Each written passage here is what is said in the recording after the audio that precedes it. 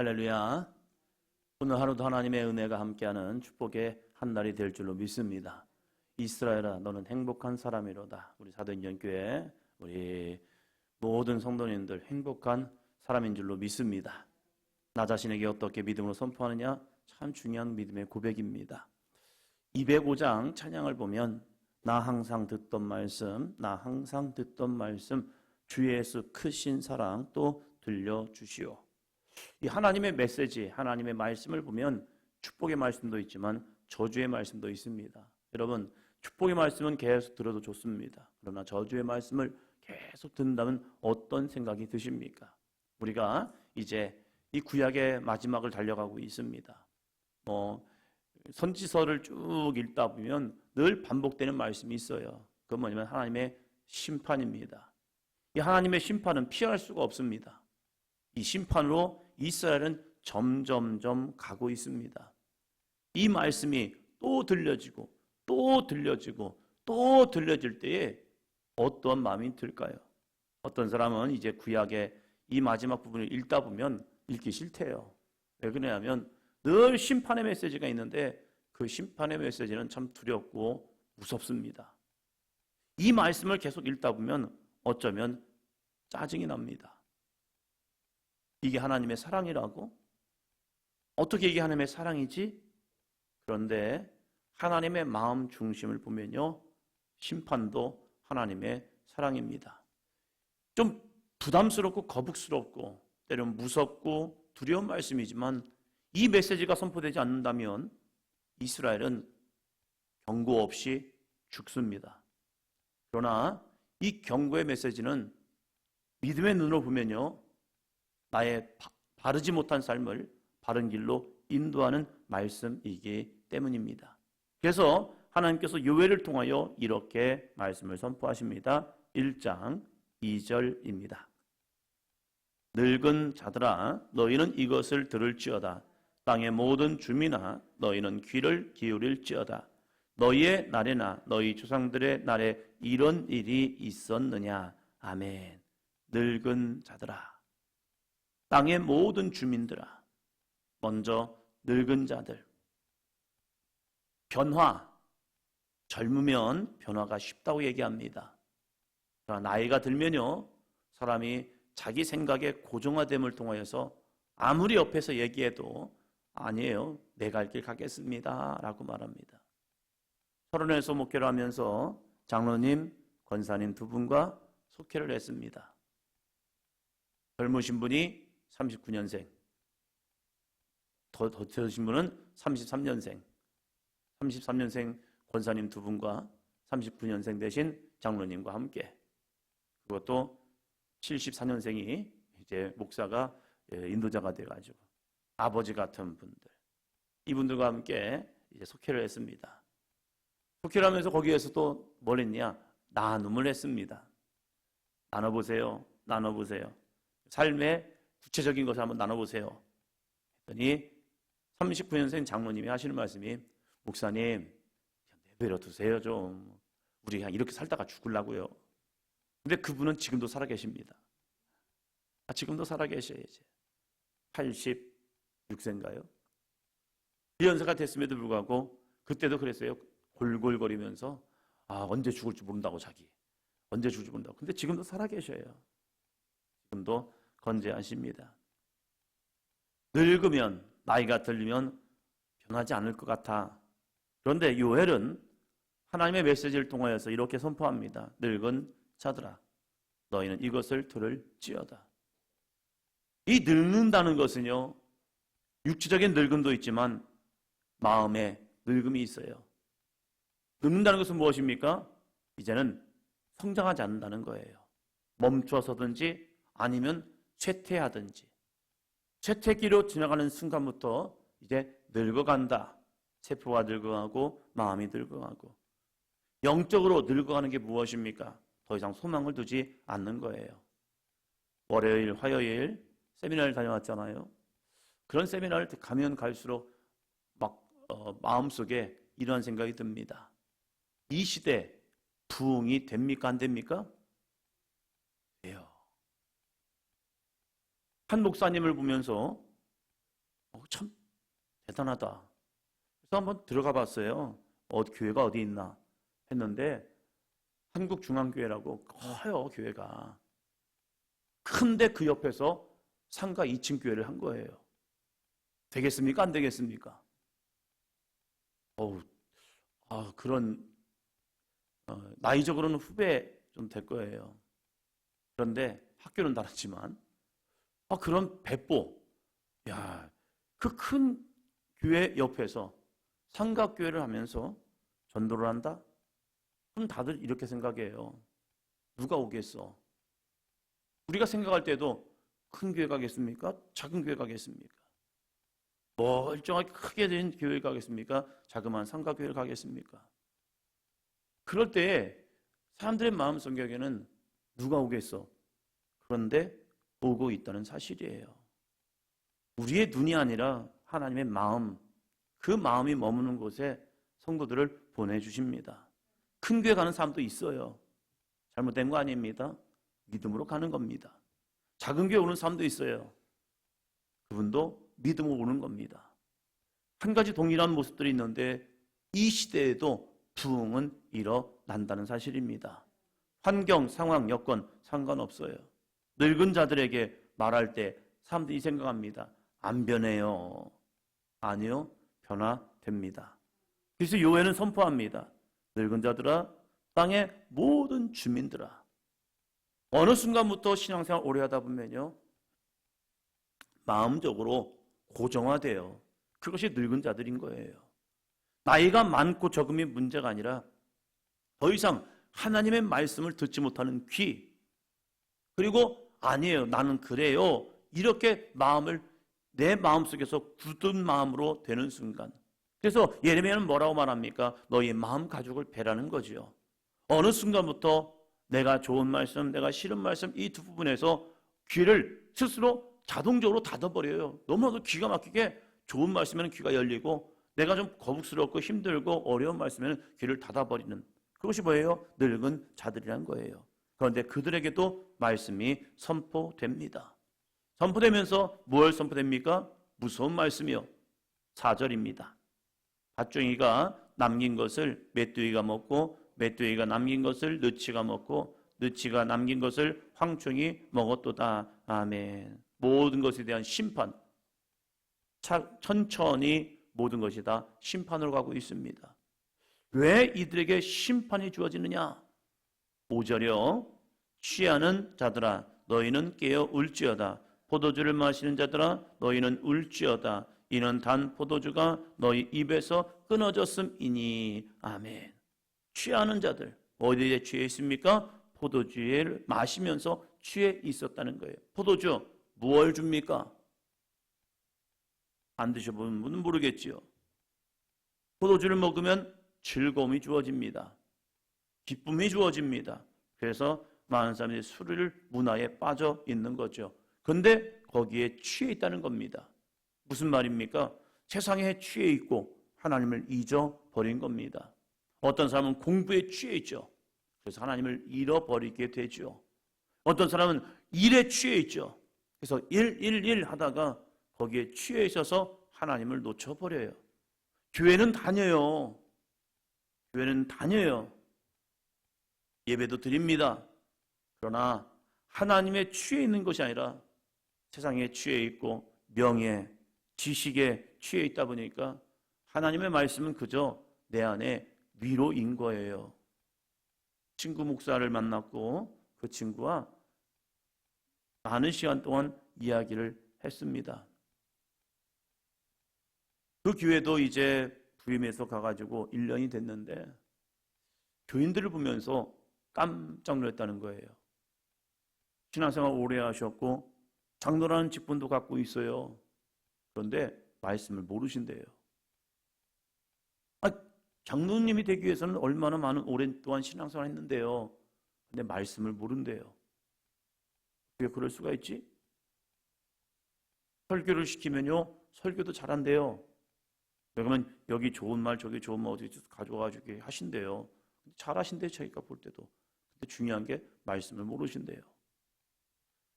그러면서 자기 마음속에 든 게 뭐냐면 이분들이 복을 받기 위한 신앙생활이었지 말씀에 있는 신앙생활이 아니었다는 거예요.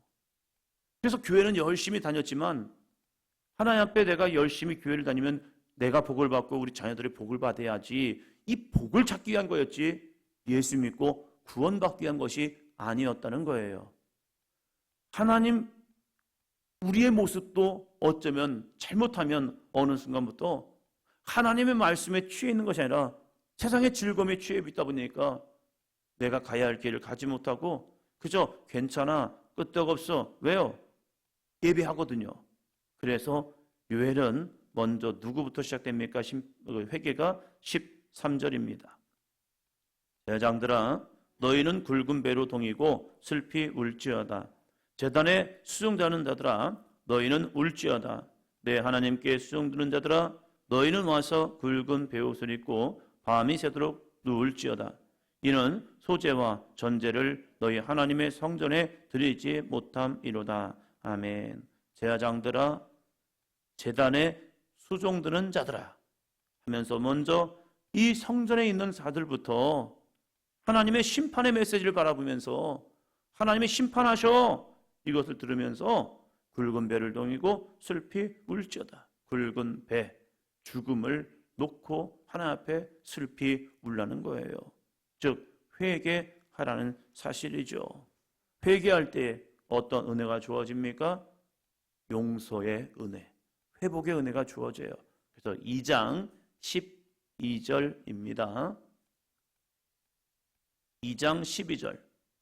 여호와의 말씀에 너희는 이제라도 금식하고 울며 애통하고 마음을 다하여 내게로 돌아오라 하셨나니, 심판의 메시지를 쫙 말씀하신 이후에 살 길을 보여주십니다. 이것을 하나님의 이중성이라고 말합니다. 심판하시지만 구원하시기 위한 하나님의 마음. 하나님은 사랑이 있지만 공의로서 심판하시는 것, 이 두 가지 양면성입니다. 부모에게도 이게 필요하죠. 자상한 부모이지만 무서운 부모님, 이 두 가지가 있어야 합니다. 아, 엄마는 왜 그래? 이때 모습과 이때 모습이 달라요. 달라야죠. 분명한 선이 있어야죠. 아닌 것에서는 따끔히 혼내야죠. 맞는 거에서는 칭찬해 줘야죠. 이때는 잘했다고 하더니 왜 지금은 못했다고 그래요? 부모가 나쁜 게 아니라 너가 바른 길을 가지 못했던 거예요. 하나님이 잘못된 게 아니라 우리가 믿음의 길을 잘못 가기 때문에 하나님의 심판하신다는 거예요.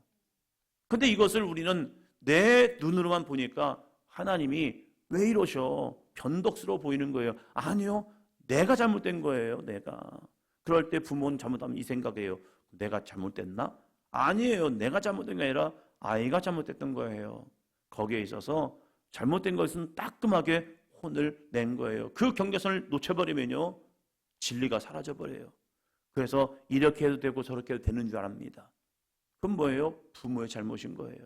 아닌 것은 아닌 거예요. 하나님의 사랑은 바로 그런 거예요. 잘못된 것을 가지고 너 잘못되었어 라고 얘기하는 것, 너 그러면 너 죽어. 무서운 하나님이죠. 너 이러한 심판을 받아. 두려운 하나님이죠. 근데 그것이 사랑 때문이라는 사실입니다. 그래서 하나님은 사랑이신 거예요.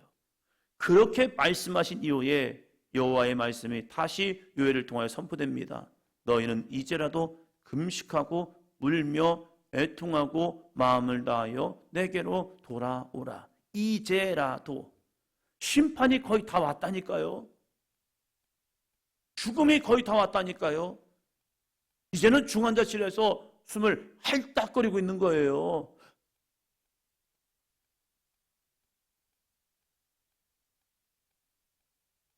그래서 이제 맥박이 쭉 떨어지는 그 시간, 그것이 지금 이스라엘의 모습이에요. 그런데 하나님은 그 시간임에도 불구하고 너희는 이제라도 돌이켜. 왜요? 하나님이 구원하시기 위해서요. 13절이요. 너희는 옷을 찢지 말고 마음을 찢고 너희 하나님 여호와께로 돌아올지어다. 그는 은혜로우시며 자비로우시며 노하기를 더디하시며 인애가 크시사 뜻을 돌이켜 재앙을 내리지 아니하시나니. 하나님의 마음을 아느냐? 심판을 내리기 원하지만 아니 그 심판을 주기를 원하는 것이 아니라 하나님은 은혜로우시며 자비로우시며 노하기를 더디하시며 이내가 그시사 뜻을 돌이켜 재앙을 내리지 아니하기를 원하신다. 그러나 그건 누구에게 주어지냐? 회개하는 사람들에게요. 그래서 하나님은 이 심판이 피할 수 없는 길이지만 그 심판 가운데 여호와를 바라보라. 그리고 그 심판 지나고 나면 어떠한 은혜가 주어지느냐? 중요하죠. 28절입니다. 28절. 그 후에 내가 내 영을 만민에게 부어주리니 너희 자녀들이 장래일을 말할 것이며 너희 늙은이는 꿈을 꾸며 너희 젊은이는 이상을 볼 것이며. 예, 그 가장 중요한 단어가 무엇입니까? 그 후에. 하나님, 심판 없으면 안 돼요? 안 돼요. 하나님은 공의로우시기 때문입니다. 엄마, 나 안 혼나면 안 돼요? 혼나야죠. 이게 하나님의 사랑입니다. 이 선지서들을 보면서 꼭 하나님이 하시는 일, 심판입니다. 그래서 반복되는 말들이 있습니다. 그때, 그 후에, 그리고 그때 하나님의 심판 이후, 그걸 끊임없이 이야기합니다. 회개 후에 구원이 많은 거지 회개 없는 구원은 없다는 겁니다. 때로는 무섭고 힘들고 어렵지만, 때로는 버겁지만 우리가 견뎌내어야 하는 심판의 과정은 있습니다. 그래서 그 후에 여호와의 심판이 다 끝나고 그때 믿음을 지켰을 때에 우리도 영적으로 내 방황하는 시간이 있어야, 그리고 나서 주님을 붙들어야 확실한 믿음 가운데 섭니다. 누구도 처음부터 쭉 상승하는 믿음 없습니다. 때로는 올라갔다가 믿음이 좋았다가 훅 떨어질 때가 있습니다. 낙심 때문에요. 근데 그 과정을 지나와서 다시 올라가는 겁니다. 또 붙드는 거죠. 아, 왜 나는 이러지? 아니, 그것이 하나의 성장 과정인 거예요. 그 과정을 믿음을 붙들고 꼭 일어서야 합니다. 그 후 심판이 끝나고 여호와의 영이 임하여서 장래일을 말하고 꿈을 꾸고 이상을 보며 그리고 성령을 충만함을 받는 사람들, 그 사람은 누구입니까? 중요한 게 있죠. 32절입니다. 누구든지 여호와의 이름을 부르는 자는 구원을 얻으리니 이는 나 여호와의 말대로 시온산과 예루살렘에서 피할 자가 있을 것이며 남은 자 중에 나 여호와의 부름을 받은 자가 있을 것임이니라. 아멘. 누구든지 뭐 하는 자요? 여호와의 이름을 부르는 자.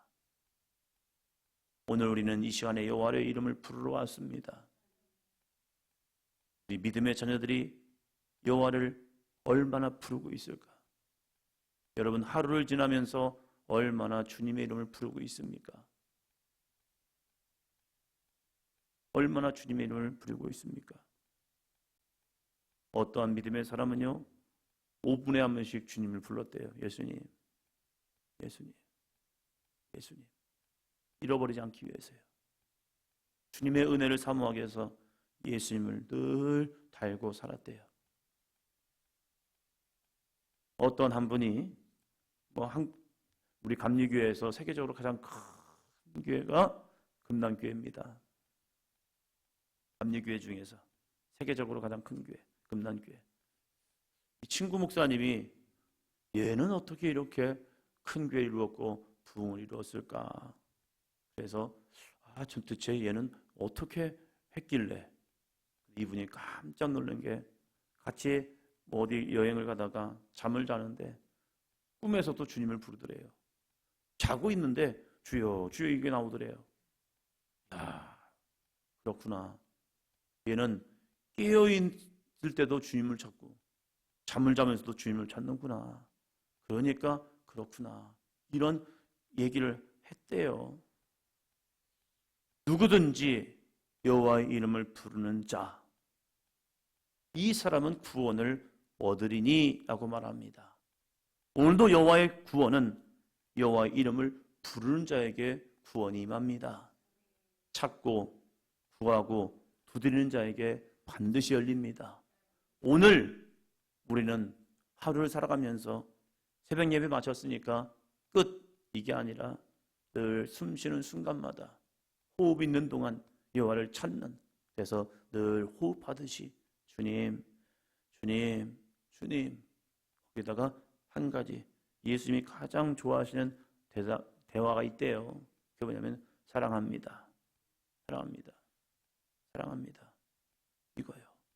오늘 우리만 찾는 것이 아니라 새벽기도 끝나고 돌아가셔서 우리 자녀들도 주님을 찾을 수 있도록 기도해주는 우리 엄마들이 되기를 주의 이름으로 축복합니다. 하나님, 우리 자녀들이, 하나님, 이 자녀가 오늘도 예수님의 이름을 부르는 자, 여호와의 이름을 부르는 자 되게 하여 주시옵소서. 그래서 그 입술에 주님을 찾는다면 그들에게는 구원이 반드시 임합니다. 기도합니다.